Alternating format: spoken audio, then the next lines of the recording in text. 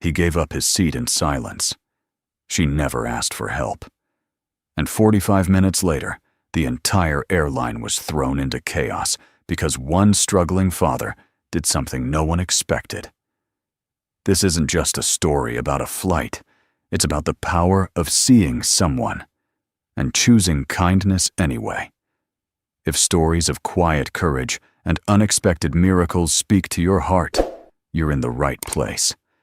Subscribe now and stay with us. This is one story you won't want to miss. Now let's begin. Daniel Hayes hadn't expected the morning to begin with a miracle, but he'd learned long ago that miracles never looked like what you thought they would. They weren't lightning bolts or lottery tickets. Sometimes they were a half-full cup of gas station coffee and a pair of little arms clinging to your neck because the world outside was just too big. The world had been getting bigger ever since Melissa died. He tightened the worn-out buckle on Emma's tiny backpack and adjusted her knit hat handmade by a neighbor who used to check on them before she moved away. Emma looked up at him with the kind of trust that felt like a weight and a blessing all at once. "You ready, Munchkin?" he asked. Emma nodded solemnly, then sneezed. She was only 4, and her eyes carried too much understanding for a child that age. Daniel scooped her up, one arm beneath her legs, the other hugging her against his chest. His backpack, frayed at the seams, thudded lightly against his back as he pushed through the airport's revolving doors. The terminal buzzed with the artificial energy of travel announcement chimes, murmured frustrations, wheels on tile. Daniel took a deep breath. They had made it this far. The flight to Minnesota would be the final leg, and then maybe he could breathe again. Minnesota wasn't home, but his sister was there, and she had a guest room, a steady job, and the kind of stability Daniel could only dream of these days. He didn't like leaning on people, but he liked even less the thought of Emma missing meals. They reached the check-in counter and Daniel smiled at the young attendant. 2 for flight 728 to Minneapolis, economy saver under Hayes. She barely looked up. "You'll be in Group F. Seats have been pre-assigned. Here's your boarding pass." "Thank you," he said, taking the paper. She didn't answer. At security, Emma squirmed and cried when they asked to take her doll for inspection.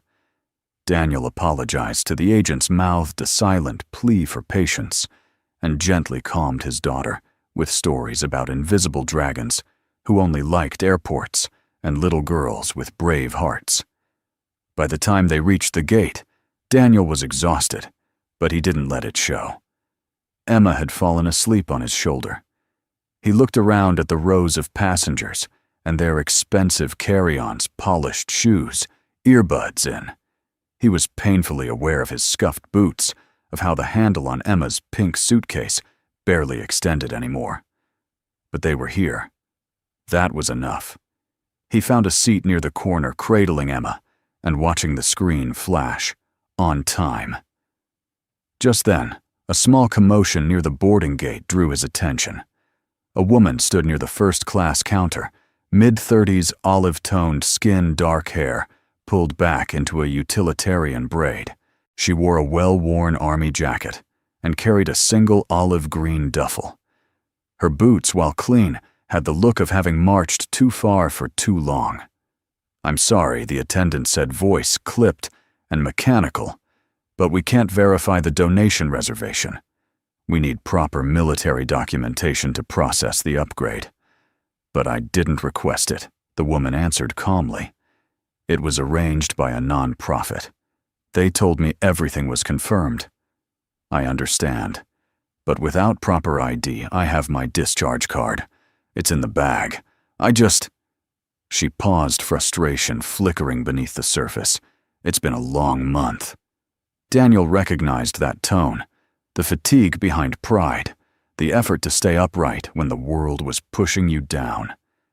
The attendant didn't budge. "I'm going to need you to step aside." People looked. Some whispered. 1 or 2 shook their heads. But no one stood. No one moved. Until Daniel did. He rose, gently lowered Emma into the seat and walked over. "Excuse me," he said. His voice wasn't loud, but it carried. "Would it help if she took my seat?" The woman blinked. "Sir, I'm in economy, all the way in the back, probably sitting near the restroom." He smiled, but there was nothing bitter in it. Not exactly luxury. But if she's not welcome in first class for wearing a uniform, maybe someone should switch places. The attendant stared, uncertain how to respond. "I don't need anything fancy," Daniel added, glancing back at Emma. "I just need to get my daughter home safe." The woman's eyes softened, but her expression remained guarded. "You don't have to do this. I know," he said. "That's why I'm doing it." For a moment, the terminal seemed to hold its breath. Then a man in a sports coat pulled out his phone and began recording. Another whispered, "Did you see that someone clapped quietly at first? Then a second, and a third joined in." The attendant, flustered, finally nodded. "If both parties agree to switch, I can allow it." Daniel handed over his boarding pass, accepted the new one without looking at it. The woman took hers in silence. "Thank you," she said after a long pause. Her voice was low but steady. "Safe travels," Daniel replied, and meant it. He scooped Emma up again, kissed her hair, and followed the crowd to board. As he stepped through the jet bridge, his heart beat not with pride, but peace. He hadn't done something heroic. He'd just done something right. And that sometimes was enough to start a miracle. The scent of recycled air, stale pretzels, and too many perfumes greeted Daniel as he stepped into the cabin Emma cradled against his shoulder. The fluorescent lighting cast a dull, bluish glow over the cramped rows. His seat, now hers, was somewhere near the front. He glanced back at the last rows where the aisle narrowed and the engine hum grew louder. That was where he was headed.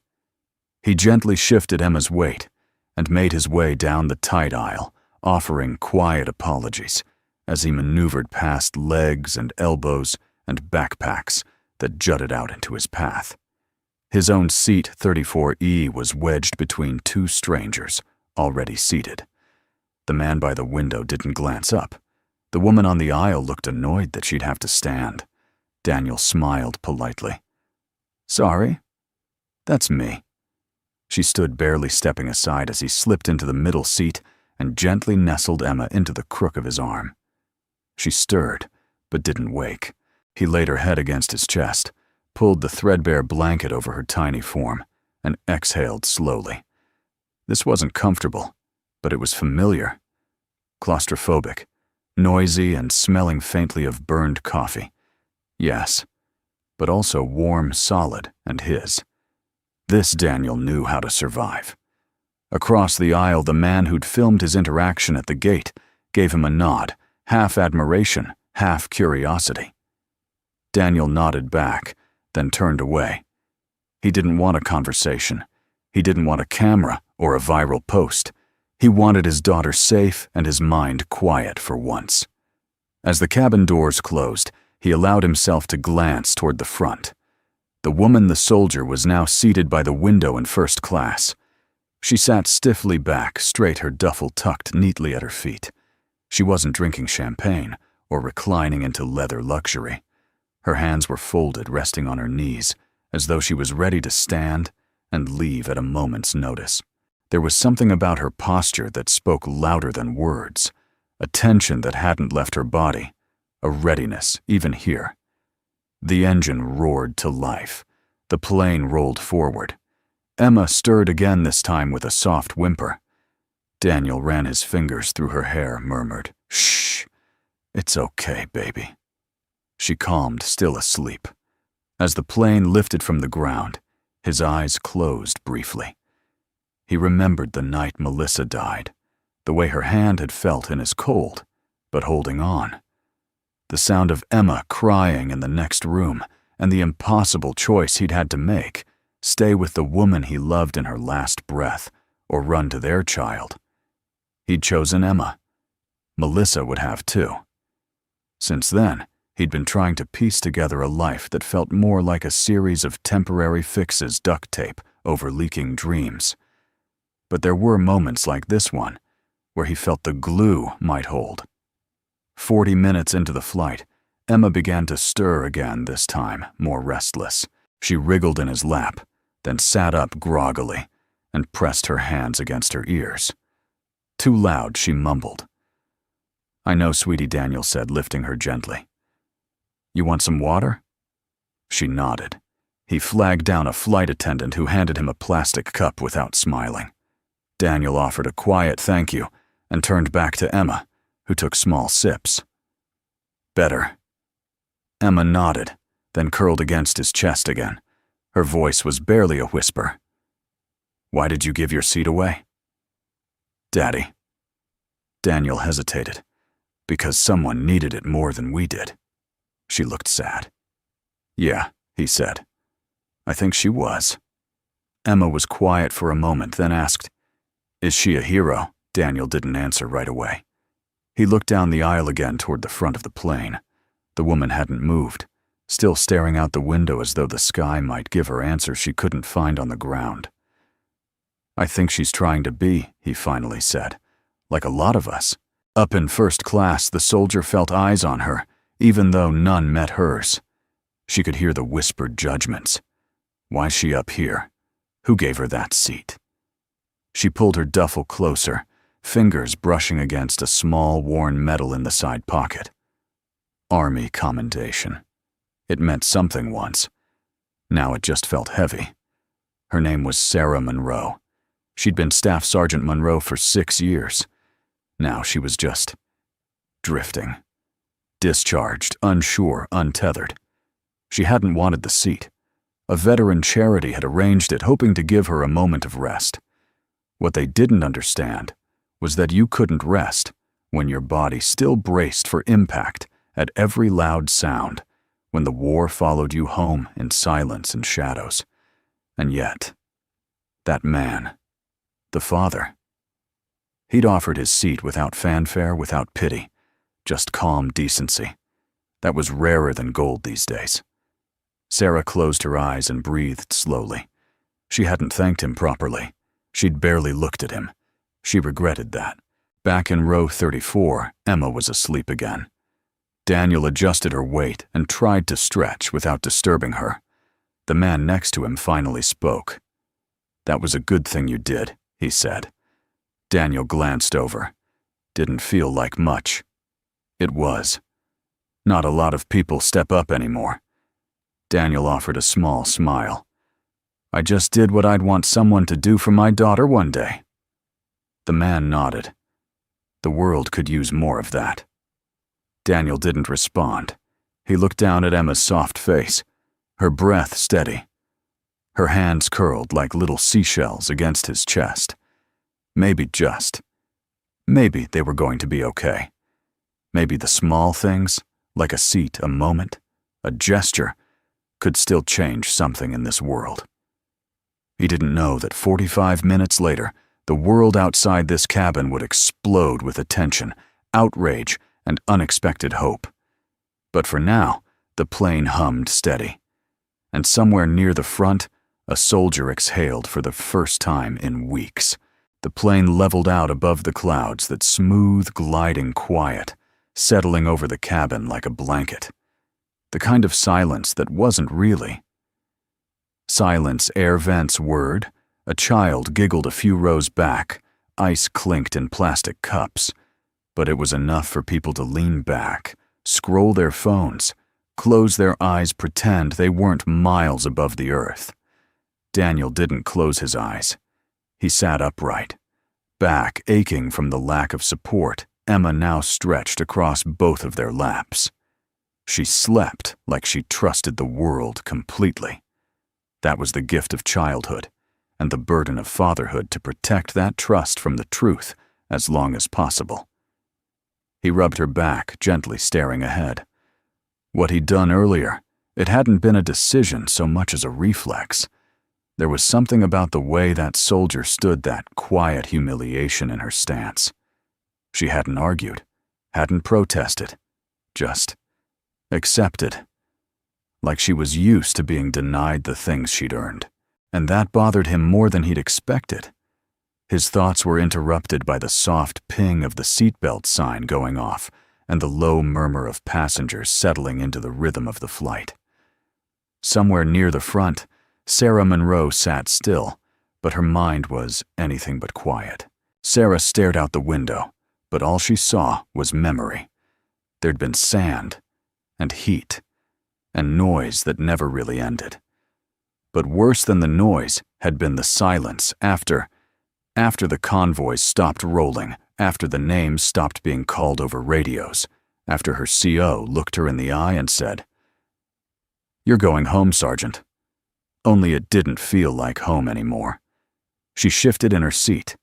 The cushion was too soft, the air too sterile. She would have gladly taken a seat in the back. She hadn't needed charity. What she needed, she couldn't name. But that man, the father, he'd seen her. Not just the uniform, not just the trouble. He'd looked at her like she mattered. She'd wanted to say thank you, but words weren't her strength anymore. Silence had become her armor. A flight attendant stopped beside her with a tray. "Would you like a drink, ma'am?"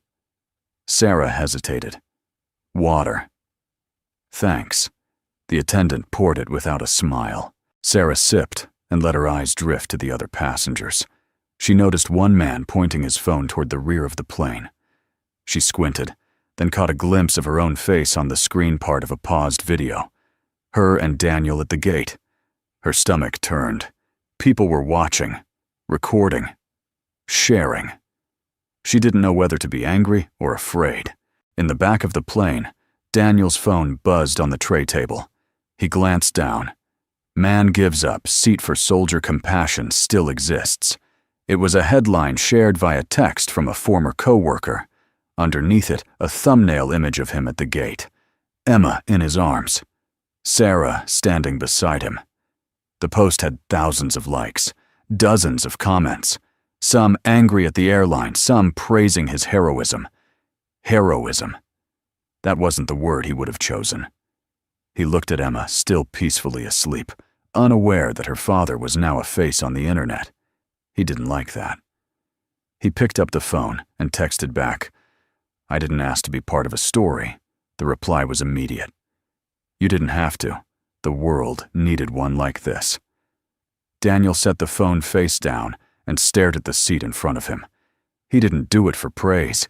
He did it because something in him couldn't stand still and watch someone else be torn down. But now they were a symbol, and symbols came with weight. Up front, Sarah opened her phone. There were texts she hadn't expected. From former teammates, from old friends she hadn't heard from in months. "Just saw you in a video. That guy gave up his seat for you." "Whoa, is that you? The hero on the plane, Monroe? What did you do?" She didn't know how to respond. She didn't feel like a hero. And that man, he hadn't acted like one. He'd acted like a neighbor, a decent human being. Wasn't that supposed to be normal? The woman across the aisle leaned over. "Hey, I just wanted to say." That was really moving. What he did. And the way you handled it? "You've got dignity. My son just enlisted, and I hope someone like him runs into someone like you one day." Sarah blinked. "Thanks," she said softly. But the words felt foreign in her mouth. 45 minutes into the flight, the cabin lights dimmed. Passengers shifted in their seats. Somewhere behind them, someone sneezed, and a baby began to cry. And then the flight crew got the call. A viral video. A surge of online outrage. Veteran groups tagging the airline in furious posts. Media outlets requesting interviews with the single dad and the soldier. Sponsors threatening to pull funding from a partnership campaign due to the mishandling of a veteran. Chaos wasn't loud, not yet. But it was building quietly in digital waves. The lead flight attendant walked briskly to the cockpit, a phone in her hand, murmuring to the pilot. Sarah caught the tension in her eyes. Daniel felt it too. The plane's steady rhythm had shifted slightly, not in turbulence, but in energy. Passengers murmured. One woman asked, "Is something wrong?" The man who'd recorded the original video refreshed his feed and whispered, "It's blowing up." Emma stirred again. Daniel pulled her closer, instinctively protective. He didn't know what was coming, but it was coming fast. And none of them, especially not him or the woman in the army jacket, could have imagined what would happen when a simple act of kindness rippled out into a world desperate to feel something real. The intercom crackled. "Ladies and gentlemen, this is your captain speaking. We're currently cruising at 32,000 feet. Weather conditions are smooth ahead, and we expect to arrive on time. Sit back, relax, and enjoy the flight." The message was calm, routine. But inside the cabin, calm had started to fray. It began with whispers, low, urgent exchanges between passengers as more phones lit up. Then came the subtle stirrings, a woman craning her neck to see what her neighbor was watching, a man tapping away with furrowed brows, a teenager exclaiming softly, "Oh my God, it's going viral." The aisle seat beside Daniel shifted. The woman who had once looked annoyed now leaned in her phone aglow. "That's you," she said, without preamble. "You're on this video." Daniel blinked. "I am." She turned the screen so he could see. The video was grainy but unmistakable, him standing at the gate holding Emma, offering his seat to Sarah. The audio wasn't perfect, but the moment was clear. And the caption glared in bold, "Struggling single dad gives first-class seat to disrespected soldier. Humanity isn't dead." He stared at it, stunned. Below the video, comments poured in, faith in people restored. This man deserves recognition. Shame on that airline for how they treated her. God bless this father and soldier. Daniel's mouth went dry. "I just wanted to help," he murmured. The woman beside him smiled faintly. "And that's why it matters." In first class, Sarah had her phone switched to airplane mode. She didn't need to see it. She could feel it. The mood had shifted. Attendants moved more briskly, whispering into headsets. A woman across the aisle offered her a napkin and said something about "so brave." A teenage boy asked if he could take a selfie with her. Sarah declined politely but firmly. The last thing she wanted was attention. The gesture she had received, Daniel's simple kindness, was becoming a spectacle. And though she was grateful, something about it made her chest tighten. She closed her eyes and leaned her head back. For a moment, she was back in uniform boots on foreign soil, her CO telling her they'd lost their medic in the night. She'd volunteered to take over, no training, just instinct. She remembered the trembling hands she tried to stop from bleeding, the cries, in a language she barely understood, the silence, when the chopper never came. The medal in her bag meant survival, but it didn't mean peace. The lead flight attendant moved quickly, now knocking once before entering the cockpit. She spoke in a hushed tone to the captain, who was already glancing down at a flashing tablet screen. "Sir, the passenger video has reached over 10 million views. Military forums, news outlets, even public officials are weighing in. We're receiving non-stop pings from corporate. There's talk of media at the gate. They're demanding a statement." The captain rubbed his temple. "They want a statement from 30,000 feet. There's more. Someone posted the airline's internal policy manual, and it doesn't look good. It's trending under l'Anarchbiach vet dignity and Digendarten seat for Sarah." The captain swore under his breath. And the dad, back in 34E, no complaints, hasn't asked for a thing. He looked out the window, clouds stretching like white highways below. Then back at his co-pilot. "Get legal on the line, and alert Minneapolis ground staff. This flight's going to need a plan." Daniel adjusted Emma in his lap, trying to shield her from the energy crackling around them. Passengers whispered, peeked over seats. A flight attendant came by offering a juice box with an unusually tight smile. "Compliments of the captain," she said. Daniel accepted it cautiously. "Thanks." The man across the aisle leaned in. "Sir, if I may, are you okay with all this?" Daniel looked down at Emma, still sleeping soundly, unaware that her father was now a trending name. "I didn't do it to trend," he said quietly. "She just looked like she needed it more than I did." The man nodded, expression softening. "That's the kind of thing we used to value, before everything had to be recorded to count." Daniel let that sink in. He didn't regret his choice, but it felt strange being seen by millions for something so personal, so simple. Sarah stared at the seatback screen, its reflection catching her tired eyes. She couldn't stop thinking about Emma. That little girl, half asleep in her father's arms, had looked at her like she was someone safe. And Daniel, he hadn't looked at her like a problem to be solved. He'd looked at her like a person. It had been a long time since anyone did that. She reached for the small journal tucked in her duffel, flipped it open to a blank page, and began to write. "To the man in 34E, I never got to say this properly. Thank you. Not just for the seat, for seeing me." She paused, then wrote one more line. "If we ever meet again, coffee's on me." She tore the page, carefully folded it twice, and signaled a passing attendant. "Could you give this to the man who gave up his seat?" The attendant hesitated, then nodded. Moments later, Daniel felt a tap on his shoulder. "From 2A, the attendant said." He unfolded the note slowly. "Read the words twice." Then smiled a small private smile, not for the cameras or the crowd, just for him. High above the ground, turbulence nudged the plane gently. The passengers quieted. Headlines kept rolling. Tweets kept flying.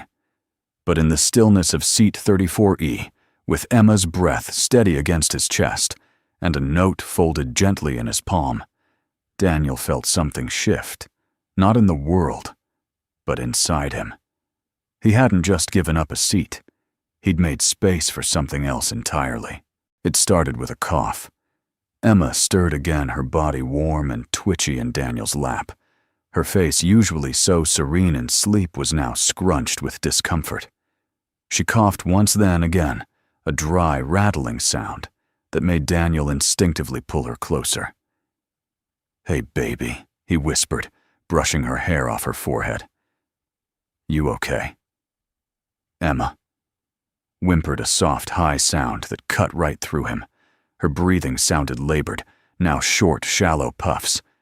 She opened her eyes, dazed and glassy, and clutched at his shirt with both hands. "Daddy?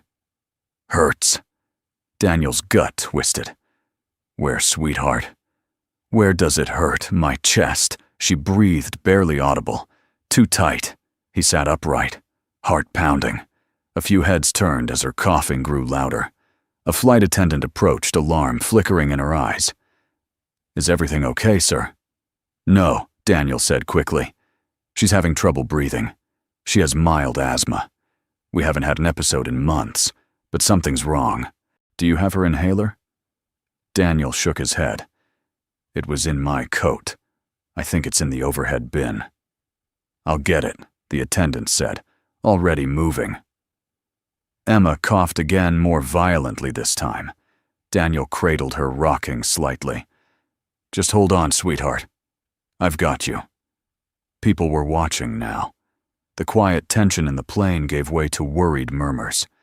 Daniel felt the weight of it pressing down, like every breath she struggled to take was being counted by everyone around them. Suddenly a voice from the aisle, "May I help?" He looked up and saw her, Sarah, kneeling beside their row. Her eyes locked on Emma's, then on Daniel. "I have training," she said softly. "Combat medic. Not certified civilian, but—" Daniel didn't hesitate. "Yes. Please." Sarah gently touched Emma's shoulder. "Hey there, little warrior. Can I see your hands?" Emma looked at her, scared, but mesmerized. Sarah's tone was calm, steady, the kind that cut through panic without raising volume. She checked Emma's fingers, pale slightly, bluish at the tips, then looked into her eyes. "Her airways are constricting," Sarah said, already pulling off her jacket. "We need to sit her up, elevate her slightly. I'll support her back." They maneuvered quickly, Daniel held Emma upright, while Sarah knelt behind them, pressing her jacket between the seat and Emma's spine for support. Emma Sarah set her voice a soft rhythm. "I want you to try something for me. Listen closely, okay?" Emma nodded weakly. "I'm going to whistle. Just a little sound. I want you to try to match it. Breathe out slowly like you're blowing through a straw." She pursed her lips and released a gentle, high-pitched whistle, steady and calming. Emma tried. The first attempt came out jagged, the second a little longer. By the third, it was working a slow exhale, shaky but controlled. "That's it," Sarah whispered. "You're doing great. Keep going. You're safe." Daniel felt tears rise, but he blinked them back. He didn't want to scare Emma. He just watched as this stranger, this soldier, brought his daughter back to calm with nothing but her breath and her presence. The attendant returned with the inhaler. Sarah administered. It counted the seconds and waited. Emma's breathing steadied her fingers, no longer trembling. "Better?" Sarah asked. Emma nodded, nestling into Daniel's chest again. "Thank you," Daniel said, his voice cracked. "I don't know how to—" Sarah waved it off gently. "Don't. I was just in the right row." He looked at her. Really looked this time. Beneath the fatigue, the quiet reserve, there was a depth. He recognized someone who'd carried pain, but hadn't let it turn her bitter. Someone who'd seen too much and still chose kindness. "Where did you learn that trick?" he asked. The whistle, she smiled faintly. "My little brother. He had severe anxiety attacks. We grew up rough. Mom wasn't around much. I used to hum and whistle when he couldn't breathe." Daniel's throat tightened. "What happened to him?" "He died," she said softly. "Not in combat. Just life. Bad decisions. Wrong crowd. I couldn't save him." A long silence settled between them. "But you saved her?" Daniel said. Sarah's eyes shimmered. "Maybe I saved a piece of him too." The captain's voice came over the intercom again, this time less routine. "Ladies and gentlemen, we'd like to acknowledge a medical response by one of our passengers. We are continuing our flight to Minneapolis as planned, and the young passenger is stable and resting. Our deepest thanks to those who stepped in." Applause broke out. Soft at first, then fuller. Daniel looked around, stunned. People were clapping. For Sarah? For Emma? For him? He wasn't sure. Sarah shifted, uncomfortable with the attention. "I don't want to be a story," she murmured. "Too late," Daniel said with a wry smile. She chuckled. "You either. I didn't even want to board this flight." Their eyes met, and for a moment the chaos, the cameras, the hashtags, they all faded. In their place was something simple, human. Emma stirred again, blinking sleepily. "Daddy? I'm here, baby." She looked at Sarah, recognition flickering. "The lady who whistles." Sarah smiled. "That's me." Emma reached out a tiny hand, placed it gently on Sarah's knee. "You're a hero," she said. Sarah swallowed hard. "Only if you are, too." As the plane continued its quiet journey across the sky, the noise outside, tweets, headlines, comments grew louder. But in row 34, with a child safe, a father humbled, and a soldier remembered, everything was still. Sometimes miracles didn't come in explosions or grand gestures. Sometimes they came in a whisper and a whistle. The descent began quietly.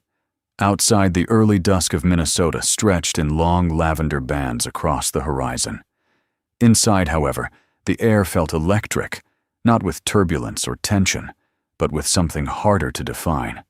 Expectation, confusion, the quiet hum before the unraveling. Daniel felt it before he understood it. The flight attendants were moving differently, more clipped, more coordinated. One of them had changed into a blazer. Another no longer smiled. They were preparing for something, but it wasn't landing. "Do you feel that?" Sarah asked, seated beside him now. Emma lay between them, her small hand still clutching Daniel's sleeve even in sleep. He nodded. Yeah. Something's shifted. His phone vibrated again. More messages, more missed calls from numbers he didn't know. One came from his old boss, another from a local reporter. There were texts from friends he hadn't spoken to in years. I saw you on the news. Proud of you. Man, your face is everywhere.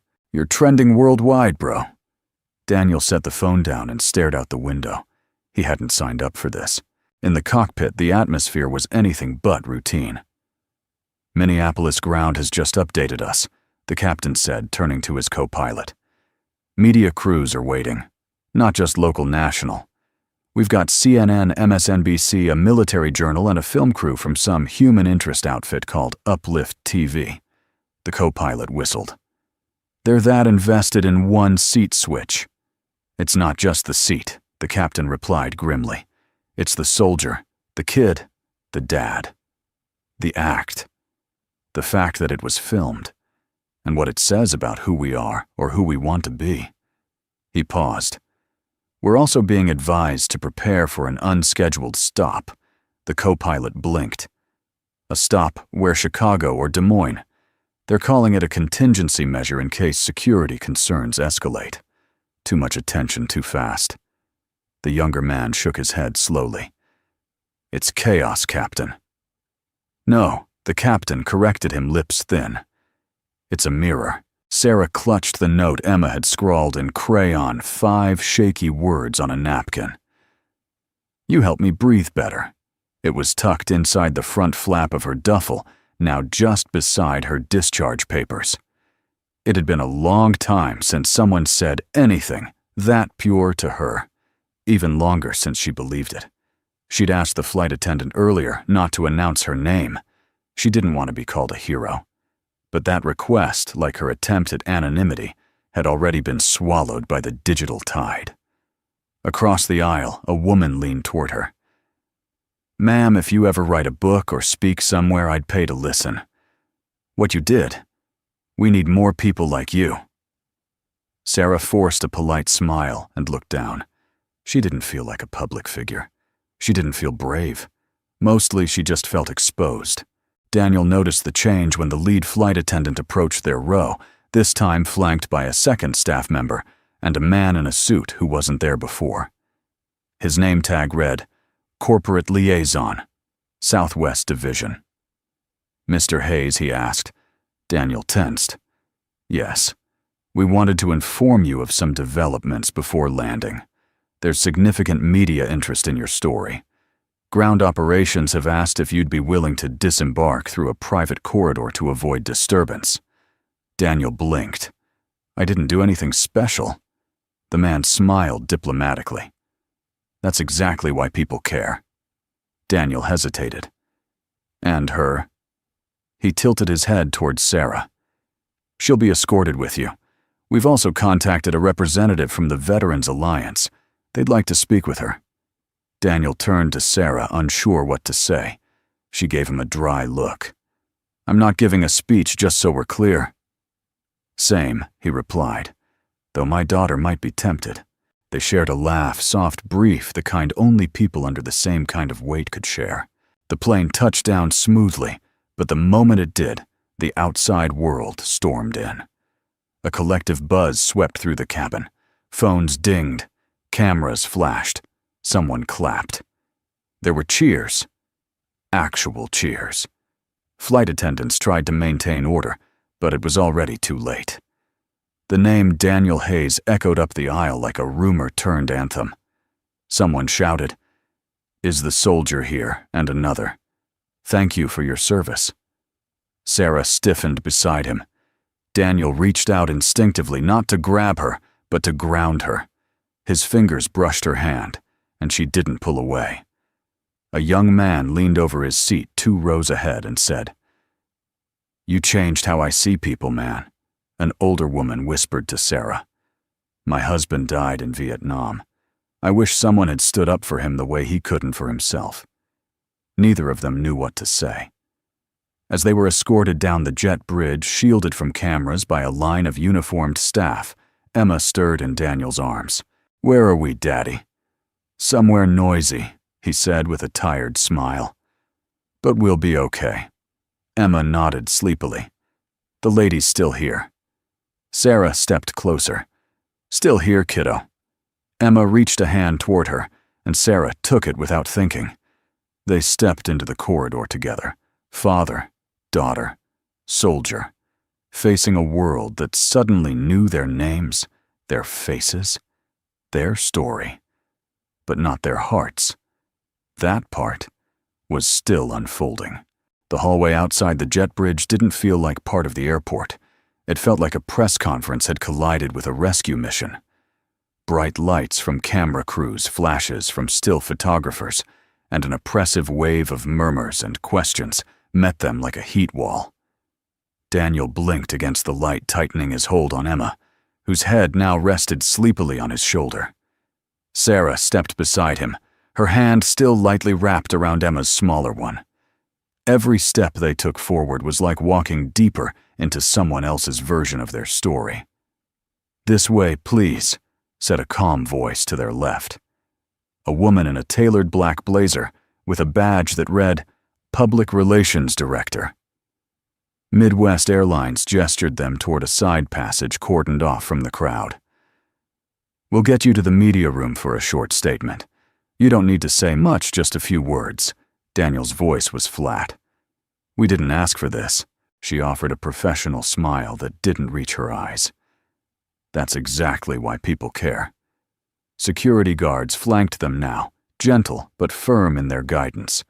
They passed passengers, who had stopped mid-stride to stare, several holding phones aloft. Some applauded softly as they walked by. Others whispered, "She's the one. That's the single dad. Bless them both." Daniel kept his eyes down. He didn't want to be the face of anything. He just wanted a quiet room and a few moments to breathe. Inside the media room, a makeshift podium had been set up, surrounded by cameras and a few dozen press members. The air smelled like too much cologne, cheap coffee, and ambition. A man in a navy suit greeted them with a handshake. "Mr. Hayes. Ms. Monroe.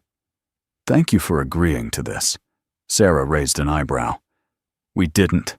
The man chuckled as though she were joking, then gestured to a small seating area behind the podium. "We've kept it very brief, just a simple thank you message. Feel free to decline questions." Daniel sat with Emma on his lap, trying to focus. His mind felt foggy, like everything was moving one step faster than he could track. Sarah stood stiffly beside him, arms crossed, her duffel at her feet. After a brief hush, the cameras lit up again, and a woman from the airline stepped to the podium. "Good evening. Today we witnessed an extraordinary act of compassion that has touched hearts across the nation. A struggling single father gave up his seat in first class so that a veteran unrecognized and overlooked could be treated with the dignity she deserves. We thank them both. And now, if they're willing, a few words from Mr. Daniel Hayes." Daniel looked at Sarah. She gave the smallest of nods, not of permission, but of solidarity. He rose Emma, clinging to his arm, and walked slowly to the microphone. The lights were blinding, and he had to clear his throat twice before speaking. "I didn't do anything special," he began. "I saw someone being treated unfairly, and I did what I hoped someone would do for my daughter if she were in that seat someday." He glanced at Emma, who blinked sleepily under the lights. "I'm not a hero. I'm a dad. And I think being a good human being doesn't have to be complicated. You just act, even when no one's watching, especially then." A pause. Cameras clicked. "I hope we all remember that kindness is still free," he added. "And it matters." He turned away from the podium, almost forgetting the applause that followed. The MC turned to Sarah next. She shook her head. A moment of hesitation. Then a small voice. "Wait." Everyone turned. It was Emma. Still in Daniel's arms, she looked at Sarah and said softly into the mic, "She's a hero. She helped me breathe when I was scared. She whistles like music. And I like her. The room stilled. Sarah blinked fast once, twice, then stepped forward, took the mic gently. "I didn't ask for this attention," she said, her voice even. "And I don't want a medal. I've seen what medals are worth and what they cost." She looked at Daniel, then down at Emma. "But this girl reminded me today that the smallest things, breathing, feeling safe, being seen, those are the real victories. And sometimes they come from strangers who become something more." She left the sentence hanging, stepped back. The silence lingered longer than applause. Afterward, they were led through a private corridor to a quieter lounge, where bottled water sandwiches and a television played the headlines already airing their story. Daniel muted the screen. "I don't want to hear our names anymore tonight." Sarah nodded. "Me neither." Emma, now fully awake, sat between them with a juice box and a drawing pad given by one of the staff. She had already scribbled a crooked heart, and inside it wrote, "Daniel plus, Sarah plus, Emma Rentwash safe." Neither of them corrected it. Daniel leaned back, finally exhaling. "I have a sister here," he said. "Lives in St. Paul. We'll stay with her for a bit. Start over." Sarah looked down at her hands. "I don't know where I'm staying yet." He glanced at her. "I know a guest room that's probably empty." She smiled, small and surprised. "That sounds like the beginning of another story." Maybe he said. Or just the rest of this one. They sat quietly watching the girl between them color the world the way she saw it. Safe, connected, hopeful. No camera captured this moment. No headline broke it. But it was perhaps the most important part of the story. The part where healing began. The guest room in Daniel's sister's house smelled faintly of lavender and old books. It was small, just enough space for a twin bed, a desk with a chipped corner, and a nightstand, with a lamp that hummed when turned on. But to Daniel, it might as well have been a castle. Emma had claimed the bed, instantly burying herself in the blankets and whispering to her stuffed rabbit like she was catching him up on everything he'd missed. Daniel stood in the doorway for a moment longer than necessary, watching her, watching the way she could still find comfort in unfamiliar walls. Children were better at starting over than adults. They weren't afraid to begin again with nothing. Sarah was in the living room with his sister Claire, politely sipping the tea she'd been offered. She hadn't said yes to the guest room yet, but she hadn't said no either. Daniel stepped into the kitchen, his shoulders sagging slightly. He wasn't used to being still. Survival had made him restless. When you're constantly on the verge of losing your footing, you don't stand. You run. You move. You fix. He opened the fridge. It was full. Claire had gone grocery shopping before they arrived, as if expecting to feed not just him and Emma, but perhaps some part of his spirit that had gone hungry too long. He closed the fridge gently and leaned on the counter, listening to the soft murmur of voices from the living room. "You don't have to stay," Claire was saying to Sarah, "but you're welcome to." "No questions asked. I appreciate that," Sarah said.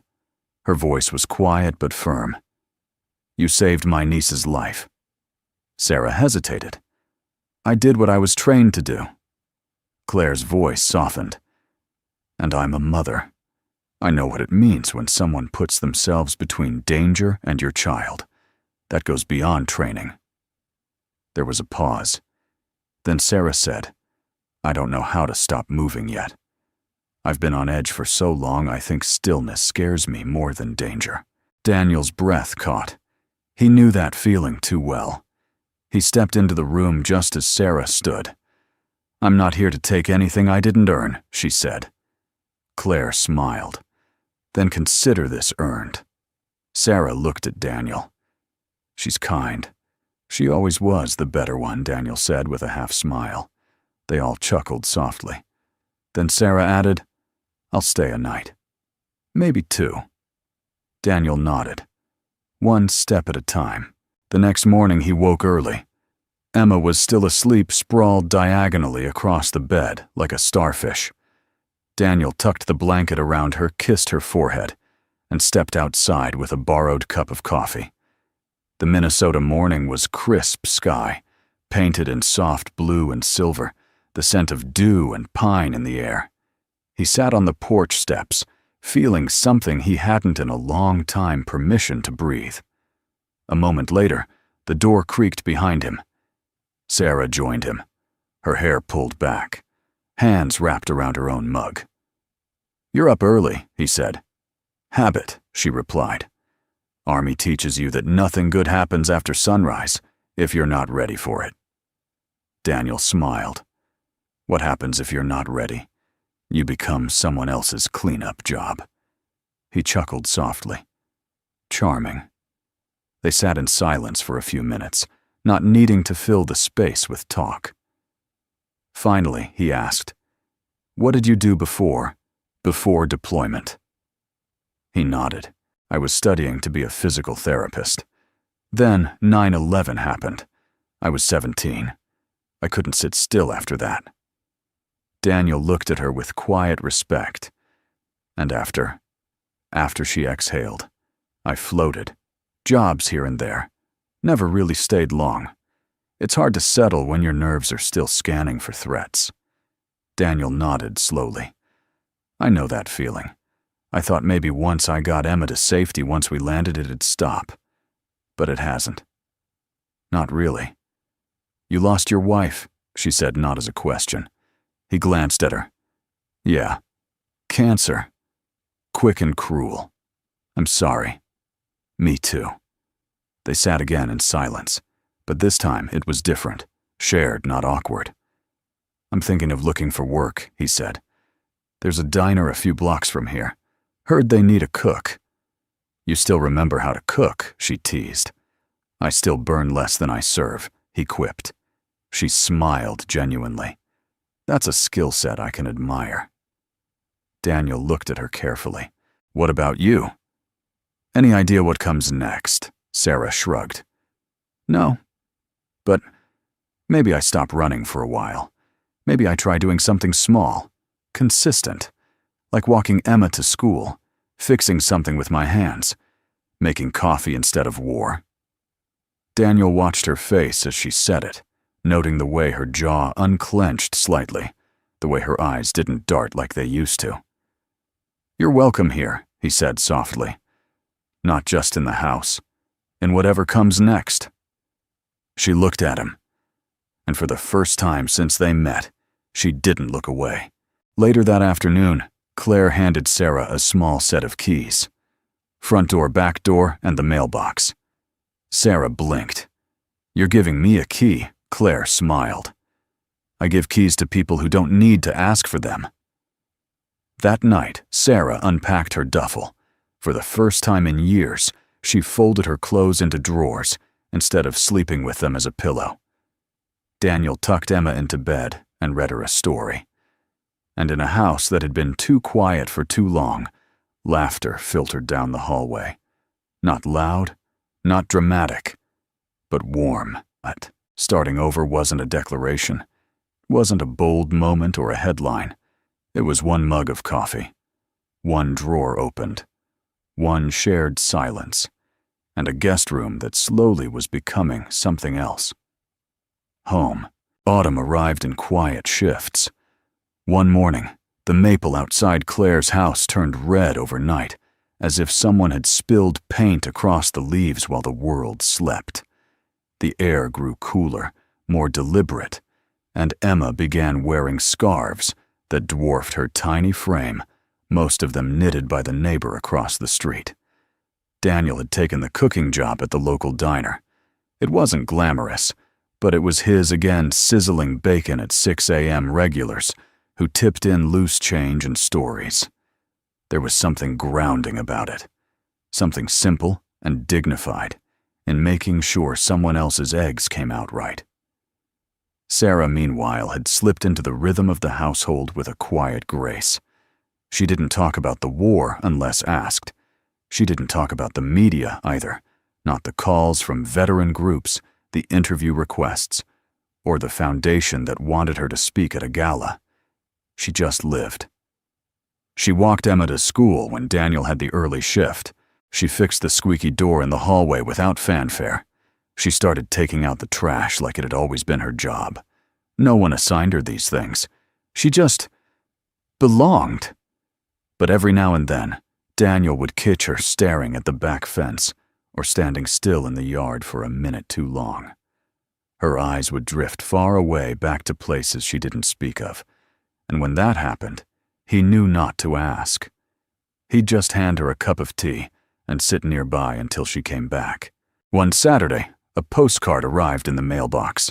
It was unsigned with no return address, just a picture of a quiet lakeside cafe and 5 simple words on the back, the starting place. Still waiting. Claire held it up, puzzled. Anyone know what this means? Daniel and Sarah exchanged a glance. Daniel took the card, slowly reading the scrawl. His thumb brushed the edge. Sarah's lips curved slightly. That's the place from the story. Daniel nodded. The cafe on the napkin, from her note. Claire raised an eyebrow. Who's her? Emma Daniel said with a soft smile.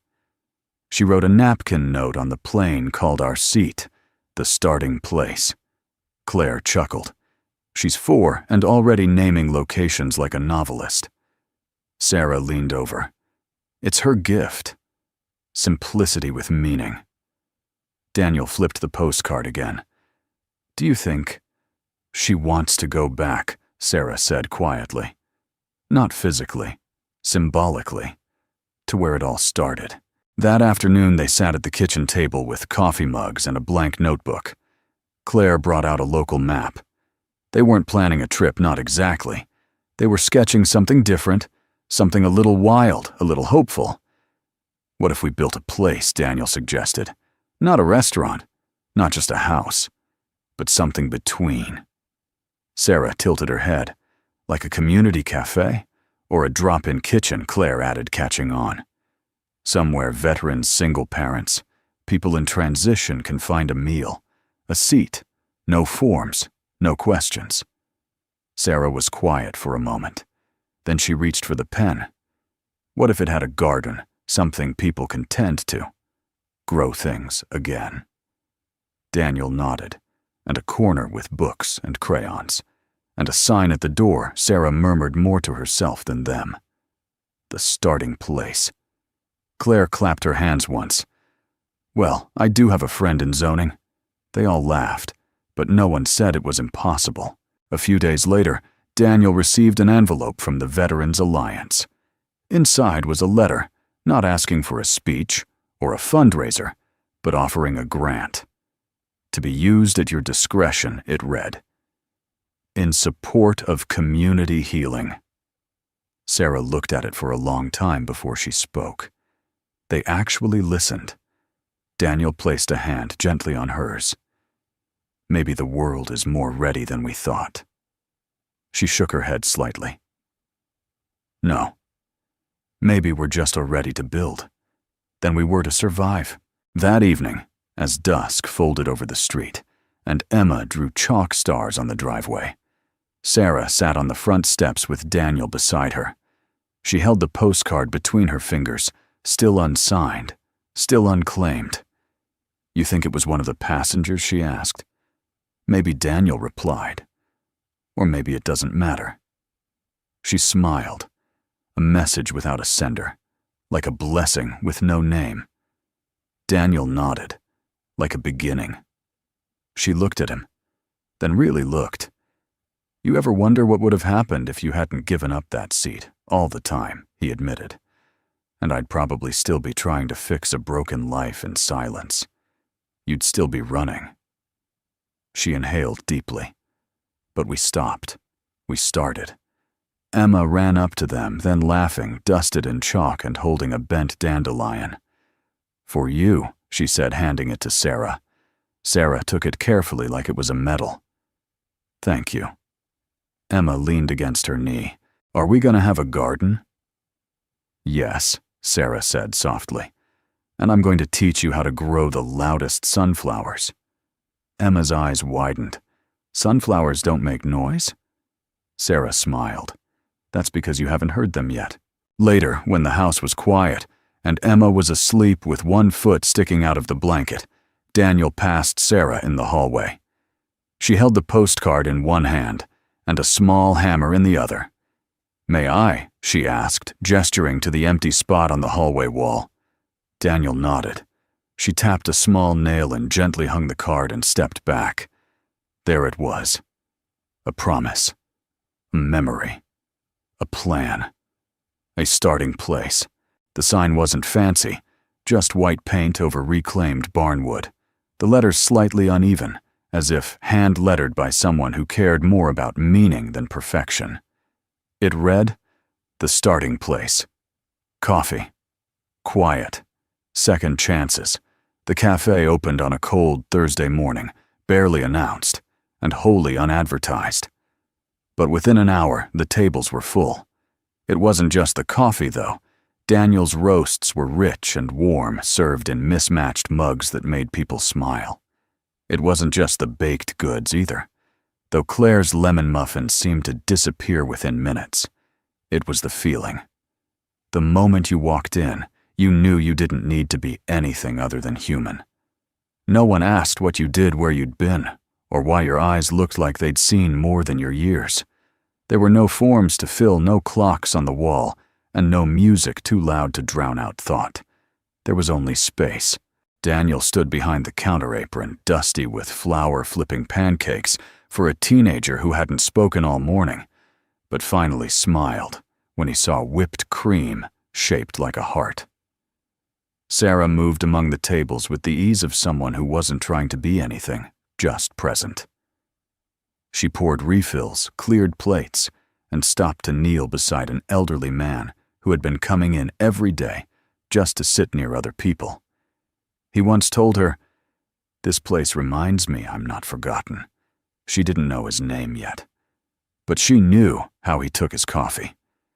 Emma, now 5 and full of questions, had her own spot, a tiny corner by the window, with crayons, a bird feeder view, and a sign that read, "Emma's Art Department." She'd taped her latest creation, a drawing of Daniel, Sarah, and herself, holding hands on the wall next to the sugar station.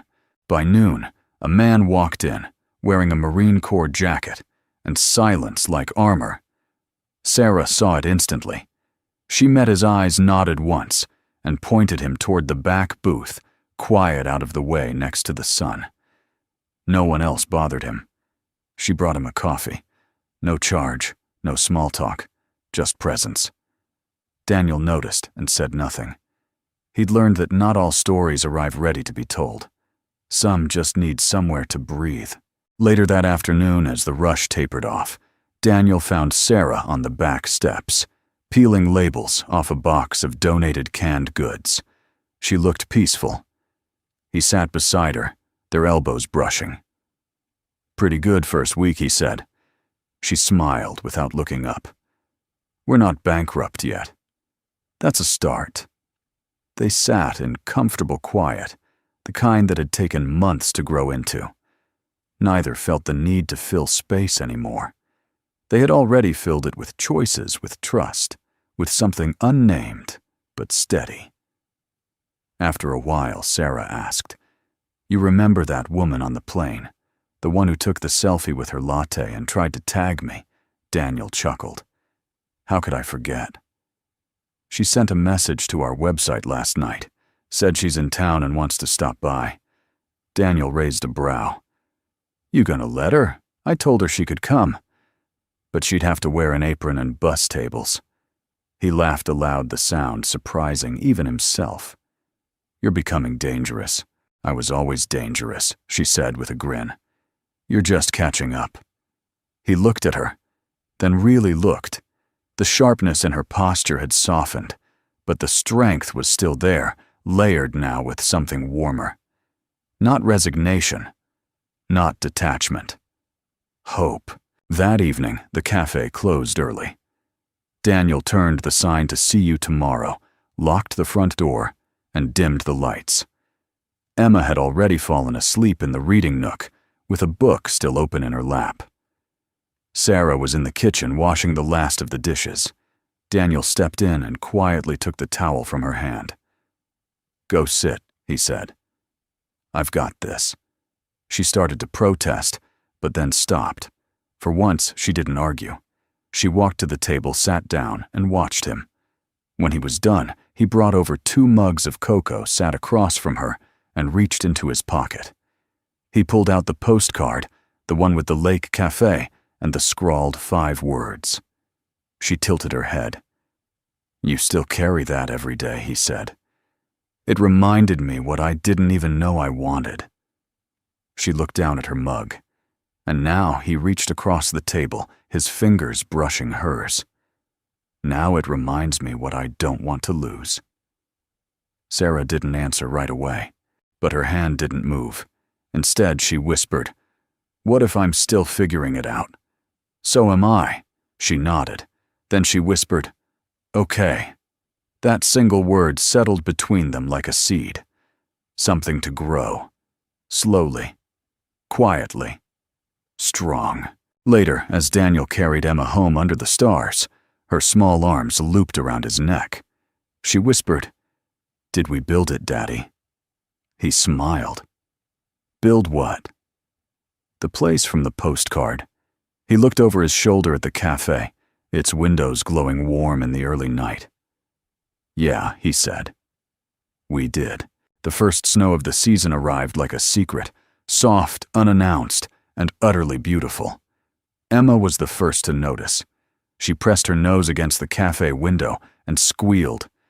"It's snowing," before racing outside in mismatched boots and a too-thin coat, arms outstretched, like she meant to catch the sky.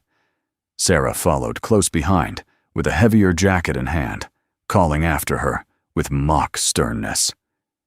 "You're going to freeze before the hot cocoa's even warm." Daniel watched from the doorway, a dish towel in one hand, heart quietly full. Snow had once meant hardship, leaky windows, cold nights another layer of struggle. But here now, it felt like something else. A fresh start wrapped in white. The cafe was closed that day, but the lights stayed on. A handwritten sign on the door read, "Private Event Community Night. Invite only." But everyone's invited. Inside, the long table had been pushed to the center. Mismatched chairs circled it like old friends, and the air smelled of roasted cinnamon gingerbread, and something sweet Daniel wouldn't admit was from a box mix.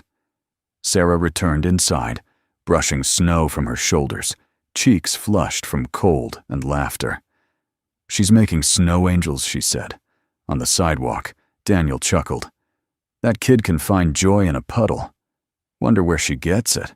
He shrugged, pretending not to hear the compliment. But he felt it. He felt everything more deeply now, less like a man surviving, and more like one alive. Guests began to arrive slowly. Old faces, new ones. The teenager who used to sit in the back booth now brought his younger sister. The elderly man with the silent grief showed up with homemade cookies and a framed photograph of his wife. Even the woman from the plain latte selfie, and all walked in with a shy smile and 2 extra aprons. "Thought I'd earn my seat this time," she said. And Sarah, to everyone's surprise, hugged her. The evening was light laughter echoing against the cafe's brick walls, stories shared without pressure, silences respected. No speeches, no announcements, just presence. At one point, Emma dragged Sarah to the center of the room and declared, "Time for a toast." Sarah raised an eyebrow. "You've been hanging out with Claire too much." Emma beamed. "I made a speech. Want to hear it?" Everyone turned. Sarah knelt beside her. Emma climbed up on a chair, hands on hips. "I just want to say thank you to the airplane, and the coffee, and the pancakes, and the lady who helps me breathe, and my dad, and the cafe, and snow." Laughter broke out warm and unforced. Daniel wiped his eyes behind a napkin. No one noticed except Sarah. "Beautiful speech," she said as she lifted Emma down. Emma nodded solemnly. "I'm a professional now." After the tables were cleared and candles blown out, Daniel stepped outside into the snow. It had thickened into gentle flurries, the kind that made the world quiet and new. Sarah joined him, her coat zipped hands tucked in pockets. "Not a bad year," he said softly. She looked at him. "It started on a plane." "Middle seat row 34, he replied. "And it ends in a cafe built on a napkin." He turned to her. "Does it end here?" She didn't answer at first. Then, "No, I think this is the prologue." Daniel smiled. To what she stepped closer, her breath visible in the air between them. "To life after noise," she said. "To building instead of surviving. To second chances that don't feel borrowed." He nodded. "To miracles." She looked up at the snow falling silently around them. "No," she said. "To the people who make them." They stood that way for a while. Two people who had once walked into a flight, carrying nothing but exhaustion and silence, now rooted in something they never expected. Belonging. Weeks later, another postcard arrived. No return address, no signature, just a photograph of a sunlit garden with children laughing in the background. And one sentence: "The seeds are growing. So are we." Daniel pinned it to the wall beside the first one. Sarah added a tiny sunflower sticker beneath it. Emma taped up a drawing of herself, holding a watering can beside two smiling stick figures. And on the chalkboard, by the cafe door, in Sarah's neat handwriting, was a new quote for the week. "Kindness doesn't need witnesses, just courage." That winter, the cafe stayed open late most nights. Not for profit, not for publicity, but for the man who needed somewhere to cry without being alone. For the woman who wanted to bake again. For the teenage girl who found her voice reading aloud to Emma. For Daniel, who rediscovered what it meant to breathe without guilt. And for Sarah, who finally stopped listening for explosions and started listening for laughter. They never became famous again. The headlines moved on, and the internet chased its next miracle. But inside the walls of the starting place, the real miracle kept happening. Every single day. And that was their beginning. A single seat, a quiet act of kindness, and two lives stitched back together, not by noise, but by grace. If this story touched your heart, we'd love to know. Where are you watching from today? Drop a comment below. We read every one, and it means more than you know.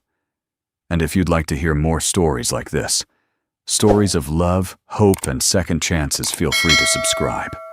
We're building a small corner of the internet where kindness still matters. From all of us here, thank you for spending time with us today. Your presence truly makes this space warmer.